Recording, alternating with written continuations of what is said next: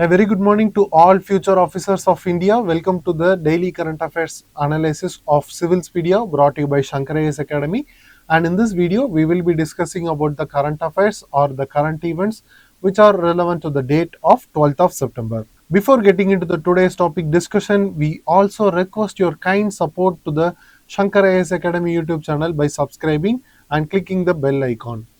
Your positive and enthusiastic reinforcement with us means a lot. And the topic taken for today's discussion is the first topic is ISRO and Hindustan Aeronautical Limited technology transfer with respect to the small satellite launch vehicle. And the second topic is the Anglo-Indian community who are being excluded from the representation from in the Indian environment. And the third topic is the Gyan Bharat mission, which is very relevant to the India's manuscript and its heritage. And the fourth topic is the Himachal Pradesh being declared as the first fully literate state, not first, declared the fully literate state. And the fifth topic is the Prelims Focus, where we discuss about the current events which are very relevant to the UPSC prelims in a short and crisp manner. And the first news article taken for today's discussion is about the recent technology transfer agreement over the small satellite launch vehicle between ISRO and Hindustan Aeronautical Limited. And with this news article taken from The Hindu, we will be discussing about what is small satellite launch vehicles and what are the bodies involved in the process of technology transfer between ISRO and Hindustan Aeronautical Limited. And what is the highlight of this news is that on September 10th of 2025, ISRO has been signed its 100th technology transfer agreement, which is a milestone in the transfer of technology from one organization to another, that is the between ISRO and the Hindustan Aeronautical Limited for its indigenous production. And this agreement has been facilitated by the Indian Nation's Space Promotion and Authorization Center, that is InSpace. We also have to note this and this new Space India Limited for our UPSC prelims preparation, because these are all very important topics related to our UPSC preparation, and there may be a question asked related to this organization, may be possible. And this agreement has been facilitated by this InSpace and also with the involvement of New Space India Limited, which is the commercial arm of ISRO. And the small satellite launch vehicle technology is being developed by ISRO. It has been transferred to HAL, that is Hindustan Aeronautical Limited, which is going to acquire this technology, that is small satellite launch vehicle technology, within the period of 24 months or two years. And it also got the support by the ISRO's training and technical expertise. And what is this HAL's role is that the Hindustan Aeronautical Limited will independently produce, which is very major initiative taken by ISRO for its indigenous production with respect to this small satellite launch vehicle for domestic purpose, as well as it extend it to the global markets for global use. And this global markets extension through the production of this Hindustan Aeronautical Limited will be facilitated by this new Space India Limited, which is the commercial arm of ISRO. And what makes it more highlight is that it has been considered as the milestone for strengthening the India's major initiative of Atmanirbhar Bharat in the sector of space. And what is small satellite launch vehicle? We need to note that it has been developed by the ISRO under the low cost, as it is very cost efficient for its production as well as for its launch. And it also has the facility of quick turnaround capacity, as its launch has been made very easy and it can be also retrieved back very easily.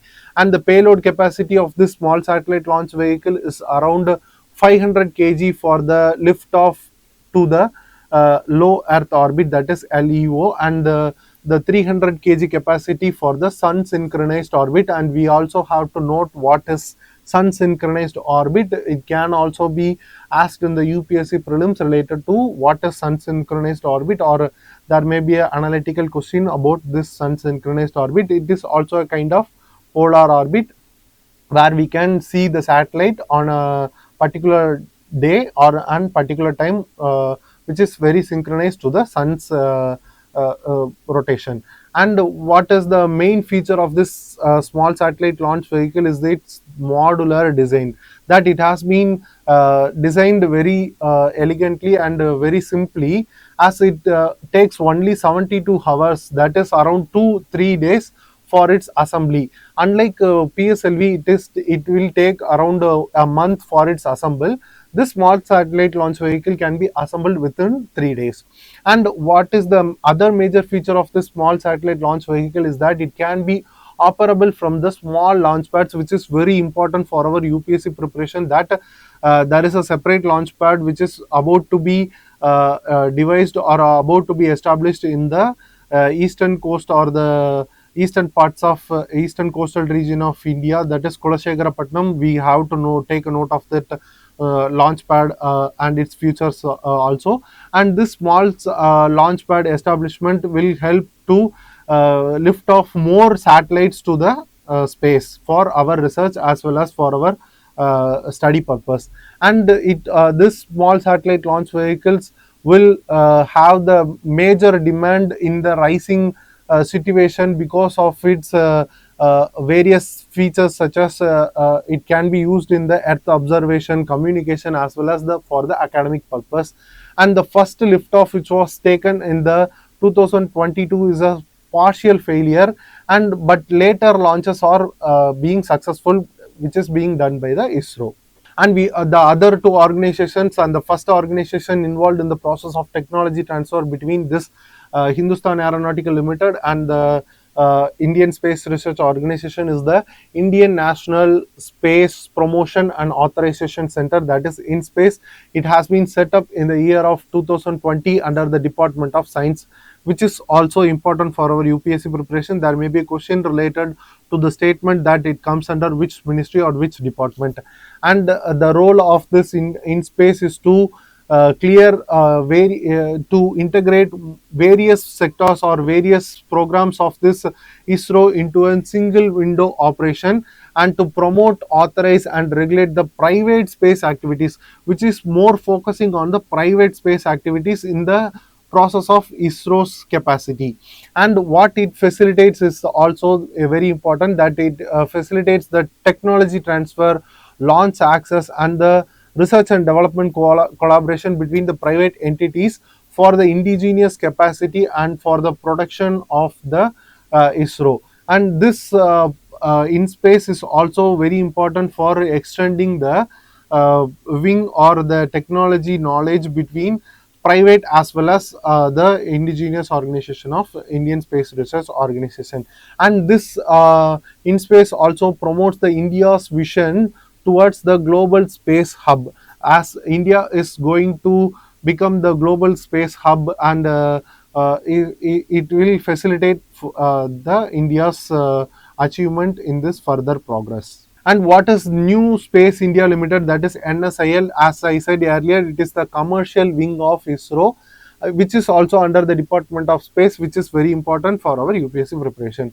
And the role of this New Space India Limited is of more commercial in nature, that it commercialize the ISRO's technology, that it can also take the technology which is developed by ISRO to other nations as well as for the other private parties for commercial purpose. And it also has the say over the satellite launches for the private entities participation and the satellite based services which is being thrown out by the ISRO. And the earlier commercial arm of ISRO is known as the Antrix. This New Space India Limited is very different from the ISRO, because the New Space India Limited undertook end-to-end realization of satellites and launch vehicles, that it cooperates and integrates with the private entities as well as the other organization and other nation parties for commercializing the ISRO's technology through its industry. And it plays a major role or crucial role in boosting private partnership and export mechanism or the export of technology from India to the space sector in various regions. With this, we move to the next article. This news article from the New Indian Express expresses the grievance, concern, as well as the agitation of Anglo-Indian community towards their battle towards the census neglection and their feeling towards the loss of representation in the Indian society, as well as their identity got fading because of their less representation in the Indian environment. And with this article, we will be discussing more about the Anglo-Indian community in detail and the constitutional provisions and what is the background and identity of this Anglo-Indian community. They got the definition, or the Anglo-Indian people are identified as the people who have the mixed descendant of both Indian and European descent, who has been recognized under the Article 366 subclass 2 of Indian Constitution. And we have to note that this Anglo-Indian community is the only minority community being explicitly mentioned in the Indian Constitution. And this historical roots of this Anglo-Indian community, or the population of this Anglo-Indian community, are considered to be the descendants of European, mainly consist of British or Portuguese lineage, and majorly focus only on the patrilineage, that is fathers and the Indian mothers of Indian descendants mainly during the colonial period. And with respect to the demographic as well as the census data, there is a issue or the stark difference between both the data. With respect to the 2011 census, according to this 2011 census, only 296 Anglo-Indian population has been recorded according to this census data. But according to the community estimate of 2025, with around 4.15 lakhs of population has been concentrated in various states of India such as Kerala, Karnataka, Tamil Nadu and West Bengal. This represents a stark difference between the census data as well as the community estimates, shows the concern of this Anglo-Indian community for being neglection in the census data. And what is the major dispute is that the leaders of this Anglo-Indian community says the census data undercounts the representation as well as the population estimation of this Anglo-Indian community, impacting their representation and the welfare schemes associated for targeting this minority community in the Indian environment. And what are the safeguards or constitutional safeguards provided to this Anglo-Indian community under Indian Constitution? Is the first is Article 331, which is very important, that president could nominate two Anglo-Indians to the Lok Sabha. And this provision has been recently abolished or recently eliminated from the Indian Constitution through the 104th Constitution Amendment Act, which we about to discuss. And Article 333, which was earlier in the provision that the governor could nominate one Anglo-Indian to the state assemblies, that is legislative assemblies on selected states. And what is the concern, or the what is the major step taken by the Indian Constitution with the context of Anglo-Indian community is the introduction of 104th Constitution Amendment Act in the 2019, which abolished the Anglo-Indian representation or the nomination to the seats of Lok Sabha as well as the state assemblies, which also this for 104th constitutional amendment, by abolishing the representation of Anglo-Indian community, or being eliminated from the representation of Anglo-Indian community in the Lok Sabha as well as the state assemblies, it extends the representation or the reservation for scheduled caste and scheduled tribe communities in the legislature for another 10 years, which extended the period of reservation for another 10 years. And what are the major contributions for by neglecting, or by the population has been in declining number, so the representation has been abolished from the constitution representation. But the contribution done by the Anglo-Indian community as a whole was a major contribution in the fields such as railways, education, postals, telegraphs and armed forces. These are all major contribution, and also in the sports. And with respect to the defense sector, 8 Anglo-Indian community people become the air vice marshal, and 25 above has won the Veer Chakra, Mahavir Chakra, which is an esteemed award for the military contribution done by a individual. And the service chiefs such as who such as Admiral R.L. Pereira, Air Chief Marshal Denis LaFontaine, Air Chief Marshal Norman Brown, or the people who are the individual of Anglo-Indian community representing the military or air force, or the chief who are contributing to the Indian security as a whole. And what are the challenges faced by this Anglo-Indian community in the right context of this Indian environment presently is the identity crisis, which make them to agitate in the recent neglection, that their identity got eroded because of this abolition of representation or reservation, as well as the cultural erosion also involved, that their identity got eroded, as well as their cultural associated with this with their identity also got the probability of erosion. And the educational backwardness, that their educational also got the less representation, as well as the reservation of their people towards the education is also lacking. So they are very less educated, or they may not be get adequately represented in the educational sector too.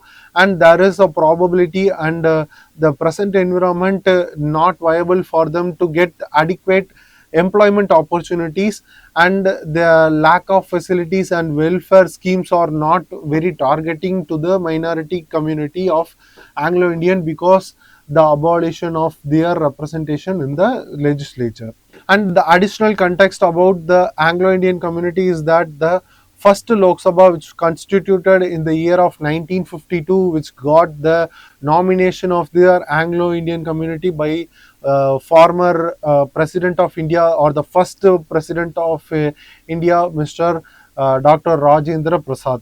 And the unique minority in the context is that the Anglo-Indian community are the only community that I have said earlier, or the only community has been explicitly mentioned in the Indian Constitution by name, that have the definition from the Article 366 of Indian Constitution. And we also have to note that Anglo-Indian people, or the Anglo-Indian community, is the only community who has been representative of the state legislature as well as the Lok Sabha through nomination earlier. And what is the current status of this Anglo-Indian community after the abolition of their representation or reservation in the state legislature and the Lok Sabha is as they have the no reservation or the representation in the legislatures, this community only relies on the minority status for their welfares.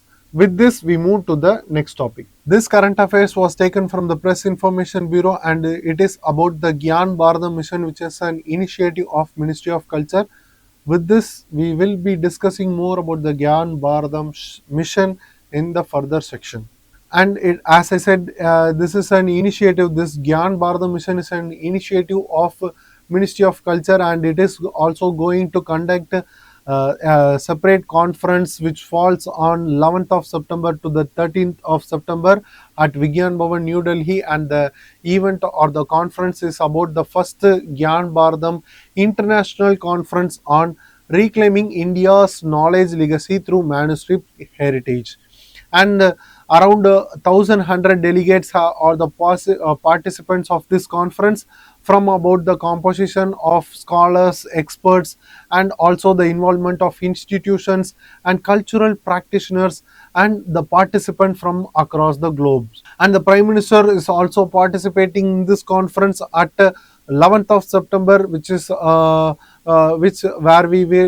he will review the working of this group's presentation about this manuscript heritage, and also address the gathering at that occasion. And the main objective of this Gyan Bharatham mission is to establish or to identification and documentation of manuscripts through establishing separate manuscript registers, and the conservation and restoration of fragile text.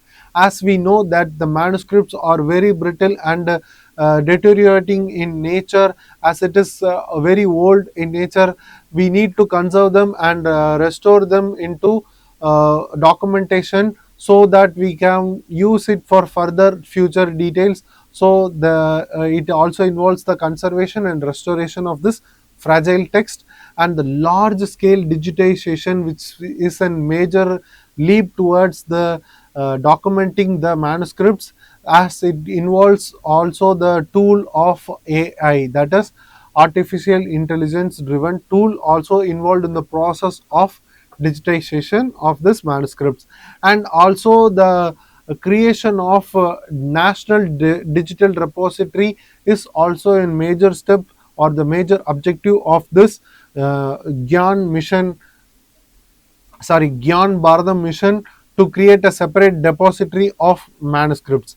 And the research, translation, and publication of rare manuscripts is also an primary objective of this Gyan Bharatham mission, as it involves the process of further research and also the translation of various manuscripts from across the globe as well as from the Indian environment involves, and it also has the publication of this manuscripts for further usage of the public. This is a major important point for our UPSC preparation, as this objective can be listed in a question and stated that which of the following is not an objective of the Gyan Bharatham mission, or which are the objective of the Gyan Bharatham mission. So we have to know what are the objective of this mission, and the other objective of this mission is to have a capacity building feature on scholars as well as the conservators who involved in the process of conservation of this manuscripts, as well as who are involved in the process of gaining knowledge about this manuscripts. And the public participation is also a primary objective, as it involves the public on the conservation of this manuscripts from across the globe, and it is a collaborative program for the mutual engagement of public in the area of conservation.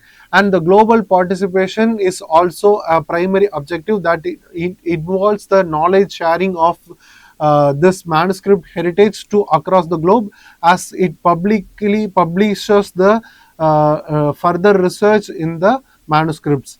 And it also has the scope for the knowledge exchange and the integration of manuscripts wisdom into knowledge curricula. And this is also an important objective and also important for our UPSC preparation, that it involves the integration of this manuscript knowledge in the education curricula of students is a primary objective of this mission, that is Gyan Bharatham mission. And for how this Gyan Bharatham mission is being implemented, or what is the implementing mechanism of this mission, is through the involvement of various stakeholders such as libraries, religious institutions who are handling many manuscripts, or who are the repositories of local manuscripts, and the private custodians who are all the scholars or private individuals who are involved in the process of archaeological as well as manuscript knowledge, and the universities who is also an major repository of local manuscripts, and the cultural bodies. So we have to know that who are all the bodies or the institutions or the individuals who are having major knowledge, or who are the repositories of manuscripts in the Indian environment, or the stakeholders of this mission. And the working groups that focuses 8 areas such as script decipherment, as we are about to decipher the script in the manuscript, and the documentation of this manuscripts into a proper document, and we have to make it into the digitization progress, or the to make it in a digital format, and the conservation of this manuscript in the original format, and the legal framework associated with it, or all the working group or the involvement for the mechanism of conservation as well as the knowledge sharing, or the implementation of this Gyan Bharatham mission. And the technology push, as we said or we discussed, is the tool that involves in the process of conservation as well as the digitization of this manuscript involved the AI tool or the AI innovation into the conservation of this manuscript. Along 40 plus entries has been included for the preservation of this manuscripts. And what is the additional news or the additional information with respect to this Gyan Bharatham mission is that India holds around 5 to 10 million manuscripts, which is considered to be the world's largest collection of manuscripts which India holds. And the earlier initiative with respect to the manuscript conservation was the National Manuscript Mission, which was initiated in the year of 2003 under the Indira Gandhi National Center for Arts. This Indira Gandhi National Center for Arts is also remains the nodal agency till date for the conservation of manuscripts in India. And what is the primary difference of this National Manuscript Mission and the Gyan Bharatham mission is that the National Manuscript Mission focuses only on the conservation as well as the documentation progress, but this Gyan Bharatham mission adds an extra tool, that is artificial intelligence data driven tool for its digitization as well as for the accessing across the globe, and it also integrates the educational curricula into its program. So this is the difference between the National Manuscript Mission as well as the Gyan Bharatham mission. So we need to note that this can also be asked in our UPSC prelims. And what is the significance of this Gyan Bharatham mission is it is the first comprehensive national framework with international collaboration. With this, we move to the next topic. With this news article taken from the New Indian Express, we will be discussing about the Himachal Pradesh and its recently declared status as a fully literate state, and what does this fully literate means, and we will be more focusing over the ULA scheme, which is an initiative of Government of India. And what is the highlight of this news or the context of this news is that the Himachal Pradesh has been recently accorded or become the fifth state to become the fully literate state or union territory, which is being identified after the earlier states or union territories which got the status of fully literate or Goa, Ladakh, and this Ladakh has been accorded the fully literate union territory, and the Mizoram and Tripura are the other two states which was earlier accorded the status of fully literate states. And the literacy rate claimed by the Himachal Pradesh is around 99.3 percentage, and it is not the 100 percentage. So which is very important for our UPSC prelims, as it can be reflected in the statements like Himachal Pradesh has been accorded recently the fully literate state with around 100 percentage of literacy rate. So this is an incorrect statement, as the literacy rate claimed by the Himachal Pradesh was around 99.3 percentage. So we need to know that. And what is the basis for attaining this fully literate status is through achieving the literacy rate around or more than or equal to 95 percentage of literacy rate in a state or union territory, and it has been provided under the Ministry of Education definition, which is being revised recently in the year of 2023.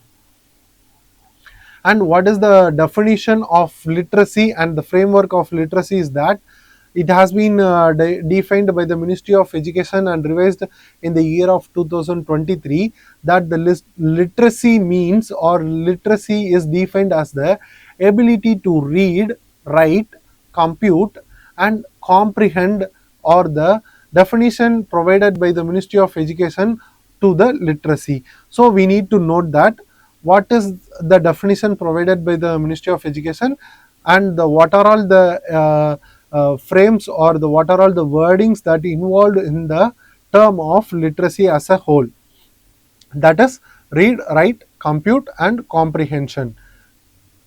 And it also includes the various literacy or the literates like digital literacy. It involves various aspects like digital literacy, so we need to note that, and financial literacy and critical life skills. These three are very important. That literacy not only involves the wordings, or involves the process of reading, writing, computing, or comprehending. It also involves the aspects of digital literacy, financial literacy, and critical life skills. So we need to note that this can also be reflected in our UPSC prelims. And as we discussed earlier, to attain the full literacy status, it needs to be achieved more than or equal to 95% of literacy by an state or union territory. Moving to the next section, that is we are more focusing over the ULLA scheme, that is the understanding lifelong learning for all in society. This ULLA scheme is a centrally sponsored scheme and is an initiative of Government of India and has been launched by the Ministry of Education in the from the year of 2022, and it has been extended to be implemented to the year of 2027. So we need to know the date from we need to note the year from which to which year it has been implemented, that is from 2022 to 2027.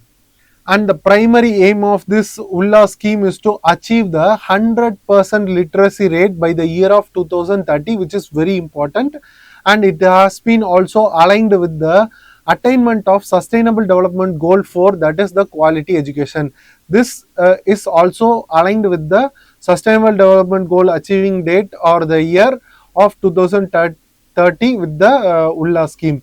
And it is this ULLA scheme is also being aligned with the another policy or the another initiative, such as the National Education Policy, which is being implemented or revised in the year of 2020, which links with the adult education for lifelong learning. And the targeted group or the focus group of this ULLA scheme was the adults who attained the age of 15 or more without the proper schooling, or who have not have the proper access to the schooling, or being the target group under this ULLA scheme. And it also has the series of process involved in the process of implementing this ULLA scheme. The first process is the identification of non-literates. For that, we need to know who are the non-literates or who has the lack of access to the schooling needs to be identified, and this identification process involves the door-to-door survey as well as the data which is being derived from various repositories from the government missionaries.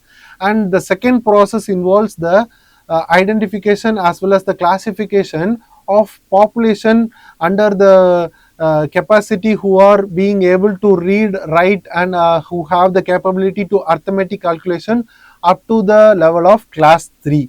And the third process is the identification of people who are under the illiterate but having the life skills to able to have the able calculation over the time, and having the knowledge about adequate knowledge about the calendars and the currency exchanges, and also about the digital transactions also being a process of being implemented in this ULLA scheme. And the fourth process or the fourth focus of this scheme was the FLNAT, that is Functional Literacy Numeracy Assessment Test.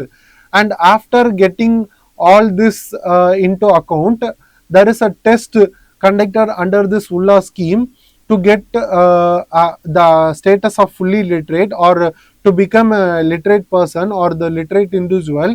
This functional literacy numeracy assessment test for 150 marks has been conducted, and after the test, the certification process is the major step for the according a people or according a people to become a literate. So the certification process is the fifth step that was provided by this NIOS, which is also very important, that this National Institute of Open Schooling is the one who certifies the person or individual or a state as a whole to the status or according the status of fully literate. So this needs to be more focused under this ULLA scheme, that it can be asked in the UPSC prelims that under ULLA scheme the certification of literate has been provided by which of the following organization, that is National Institute of Open Schooling. And we need to also know about the historical or the earlier adult literacy programs in the Indian context. That the first program is the National Adult Education Program, was implemented in the year of 1978, which focuses more on the literacy for the age group of 15 to 35 years. And the second is the National Literacy Mission, which was being implemented from the year from 1988 to the year of 2009, which has expanded the reach of this National Adult Education Program.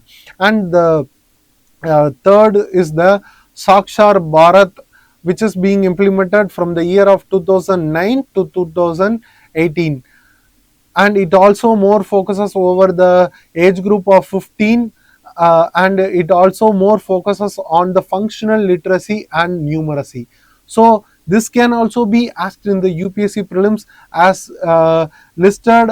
This they may ask, like they may list the three programs of literacy programs earlier in the Indian context, and they may ask you to chronologically identify or chronologically arrange the progress or the schemes according to the years. So this can also be asked in your UPSC prelims. So we need to note that. And what is the significance of the Himachal Pradesh achievement in the recent time is that the high baseline that it claimed to the status of 99.3% literate, and according to the status of or the census of 2011, the literacy rate of Himachal Pradesh was around 82.8 percentage, which is being a significant jump from the 82.8 percentage to the 2025 status of 99.3 percentage, and it is also well above the national average of 74 percentage. And the Himachal Pradesh achievement was more peculiar because of the population size, which enables the population to be able to easily identify and for the quick training of the individuals who got trained literate under this program. And it also reflects the effective implementation of this ULLA's program. So we can easily quote this in our UPSC mains program that if the population size is very low, the targeting group can be easily identified under this ULLA's program, and the implementation of this literacy programs can be more effective in small populated areas, and the target people is also easy. And it also demonstrates the role of community volunteers, that the volunteers which involves in the process of literacy is also being demonstrated from this achievement of Himachal Pradesh, and also the digital learning apps usage also being come into prominence with the Himachal Pradesh recent achievement of literacy. And what are the concerns or the analytical dimensions involved in the process of achievement of this Himachal Pradesh is that the measurement divergence, that the census of 2020 11 states that the literacy state or the literacy rate is read write with understanding above the age of 7 years or more. But according to the periodic labor force survey 2023 to 2024 report, literacy rate was around 77.5 percentage nationally, and the Himachal Pradesh status with respect to the periodic labor force survey is 88.8 percentage. This ULLA scheme is an equivalent to the FLNAT, that is we discussed earlier. It is a numerical arithmetic test which involves the base for certification is also a major concern towards the achievement of full literacy, and there is a significant equity gaps in this implementation of these schemes, as gender discrimination or the gender involvement is or more gap, and regional disparities is also prevalence among the Indian society, that one area got more schooling or the educational access, but other area are being not targeted, or other areas are not being updated. So there is a regional disparity, which also has the burden of high overall illiteracy in that region. And despite having high overall literacy, the focus is of less in numbers in some regions. And the other major concern is the quality issue, that literacy has been defined as class 3 equivalent in some that is, we have discussed that read, write and compute at the level of class 3 is an quality issue, that it does not reflect the high order of literacy and comprehension for employability manner. And what is the sustainability concern is that the digital literacy and lifelong learning need continuous upgrading, not a certain period of time it needs to be certified. It is a continuous learning progress. So the sustainability concern is a major concern in the certification of fully literate status. And what are the additional reliable inputs with respect to this literacy is that the UNESCO's global report, which was recently released in the year of 2023 about the adult literacy, is the critical to adult literacy is very critical for achieving the sustainable development goal of 4, because it is also involving the literates or illiterates above the age of 15, has been a comprehensive one for the achievement of this sustainable development goal. But India, according to this global report from UNESCO, India's status was around 22% only, according to this adult literacy. And the periodic labor force survey also shows a variable difference according to the adult literacy with respect to Himachal, that illiterate in Himachal Pradesh, according to the periodic labor force survey, is around 12.7 percentage, which shows a significant gap in the survey estimates, that the survey estimates around 88.2 percentage according to the periodic labor force survey. But and the claim of the Himachal Pradesh was around 99.3 percentage, and the illiteracy rate was 12.7 percentage, which is misaligned, or there is a significant gap in claiming as well as the estimates provided by various reports to have the status of fully literate. And what is the policy challenge associated with this adult literacy is, for as the need of the hour is the convergence between the statistical measurement, as we discussed earlier, that periodical labor force survey provides one estimate, but the Ullas under the scheme of Ullas, the estimate was showing another figure. So there is a significant gap between both the data provided by the various schemes. So we need to integrate them and to converge to have a comprehensive data over this literacy or the adult literacy in common. And it also has been very comprehensive manner for the implementation as well as the certification progress, and it also makes the people viable to know that they are literate or not. With this, we move to the next section. In this section of Prelims Focus, we will be discussing about the UPSC current affairs, which are very relevant for our UPSC prelims preparation. And the first topic of this Prelims Focus is the Langkong Puja, which is a socio-religious festival event of Tiwa community of Assam. And it is being celebrated for the prayer as the cultivation for the good crop in the upcoming Rabi crop season. And this is very important for our UPSC preparation, that there may be a question with the statement regarding this Tiwa community or the Langkong Puja, which is being celebrated for the upcoming Kharif season. There may be a statement like that. So we need to know that it is being celebrated for the upcoming Rabi crop season. And this Tiwa community people is also known as the Lalung tribes, and they are also being considered as the scheduled tribe of Assam. And this Lalung tribes are considered as the Mongoloid ethnic groups. And there is a peculiar feature of this Tiwa community people or the Lalung tribes known as the Yangli festival, which is considered as the Lakshmi Puja of this Tiwa community people, and it has been celebrated once in 5 years. So we need to note that. So please take note of it.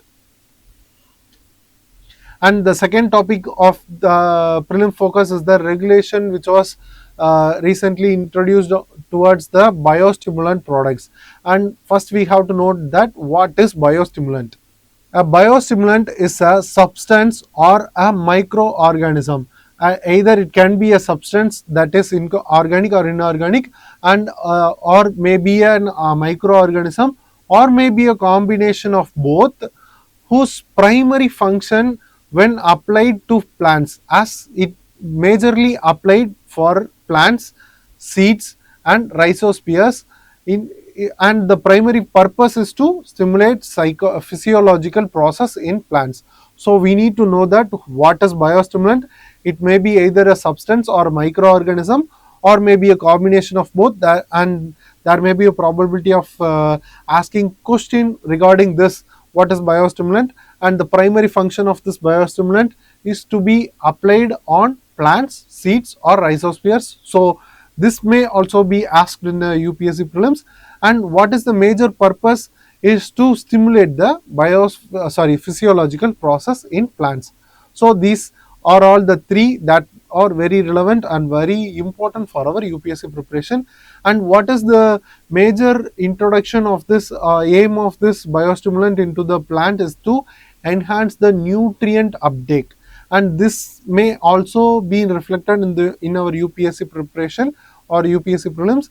And it also has the scope for the growth stimulation and yield stimulation, and also enhance the nutrition efficiency of a plant, and enhance the crop quality, and to increase the tolerance capacity with respect to the stress handled by the plant with respect to their environment and regardless of their nutrient content. This is very important, that apart from the nutrient content that the plant imbibes, this biostimulant acts as an extra stimulus to the nutrient uptake, growth, yield, nutrition, efficiency, enhancing the crop quality, as well as the increasing the tolerancing capacity among the stress handled by the plant. And this biostimulant product has been regulated by the separate order called the Fertilizer Control Order of 1985, and this is also very important. And this Fertilizer Control Order has been issued the regulation under the India's main act known as the Essential Commodities Act. Essential Commodities Act of 1955, which is very important for our UPSC preparation. So we need to know that this biostimulant will be regulated by this Fertilizer Control Order of 1985, which is regulated under the Act of Essential Commodities Act of 1955. So please note of it. And the next topic of today's prelims focus is the exercise Sabad 2025. It is a multilateral joint military exercise which is very important, and it is an camaraderie between India and Russia. This camaraderie is the mutual friendship or the mutual friendship or engagement between the individual for a very long time is considered as the camaraderie. So this camaraderie between India and Russia was exercised under this exercise Sabad of 2025, and the primary objective of this exercise is to enhance the military cooperation, improving the interoperability between both the nation's military capacity, and providing a platform for the participation of both the armies in a war environment.